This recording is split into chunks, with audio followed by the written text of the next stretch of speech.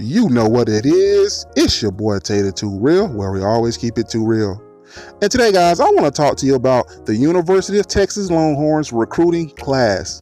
At the time of this recording, Texas University is sitting at number 3 in the latest recruiting rankings, according to 247sports.com. And some of those key commits in the 2023 class includes 5-star quarterback Arch Manning out of Louisiana, and yes, he is the nephew to Peyton and Eli Manning. Moving on.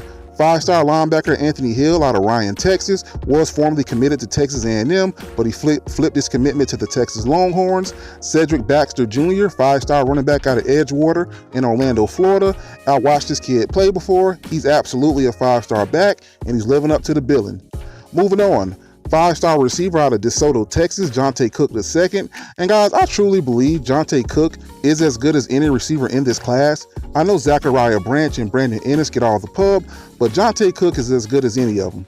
And moving on, DeAndre Moore Jr., 4-star receiver out of California. Guys, he was formerly committed to Louisville until Scott Satterfield stepped down and took the Cincinnati head coaching job. DeAndre Moore Jr. will add to this talented receiving core, and it really seems like the Texas Longhorns went out and made an emphasis to recruit offensive line, linebacker, receiver, and defensive back, because they have multiple players at those positions all along in this draft class.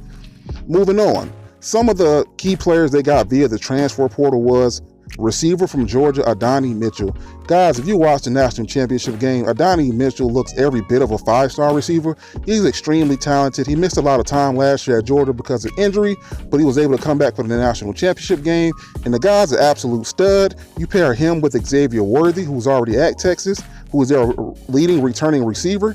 You put him with Johntay Cook also, and it's going to be very, very scary for the Texas Longhorns in the years to come. Moving on. I just want to touch on and wrap this up by saying this. Texas went 9-5 last year. They had some good losses.